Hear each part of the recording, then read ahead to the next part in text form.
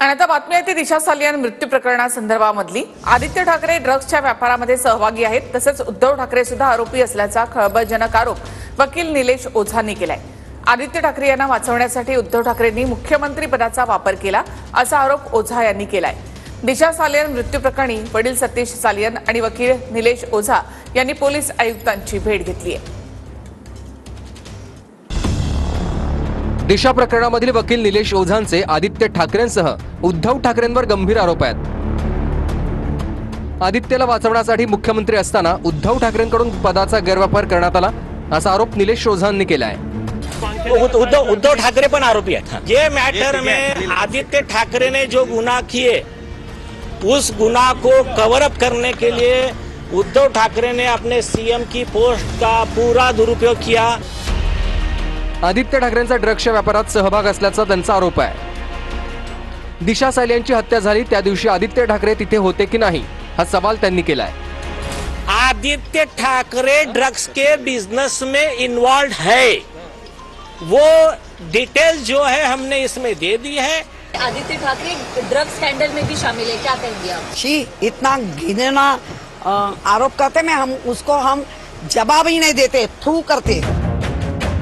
तक्रारीनुसार आदित्य ठाकरे, दिनो मोरिया, सूरज पांचोली, परमबीर सिंग वाझे आणि रिया चक्रवर्ती आरोपी आहेत असं ओझांनी म्हटलंय।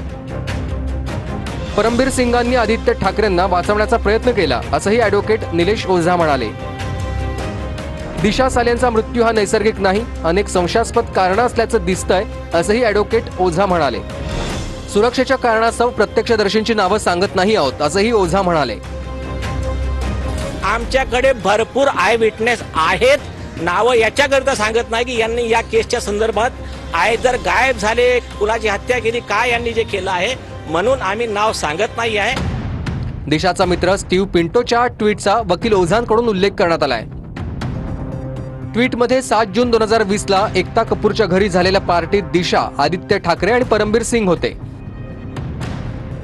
गायब झालेल्या स्टीव्ह पिंटोची ही चौकशी झाली पाहिजे, शोध घेतला पाहिजे अशी मागणीही ओझांनी केली आहे। स्टीव्ह पिंटो त्यांनी त्यांच्या ट्विटर पोस्टवर काही पोस्ट लिहिल्या होत्या, तर स्टीव्ह पिंटो त्या दिवसापासून गायब आहे।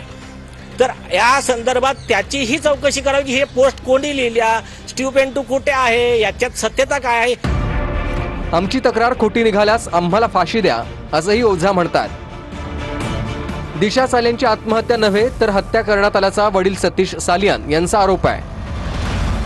दिशाचे वडील सतीश सालियान आणि वकील निलेश ओझांनी पोलीस आयुक्तालयात अधिकाऱ्यांची भेट घेतली।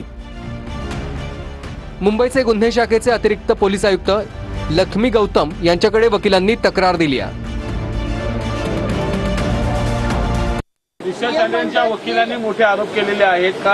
त्यांना करत राहू दे ना, मला त्याच्यात काही बोलायचं नाही। आदित्य ठाकरेंचे नाही तर उद्धव ठाकरेंचेही पुरावे आमच्याकडे आहेत, त्यांना बोलायचं बोलत राहू दे। बघा मी पहिलंच बोललो, त्यांना जे बोलायचं ते बोलू दे।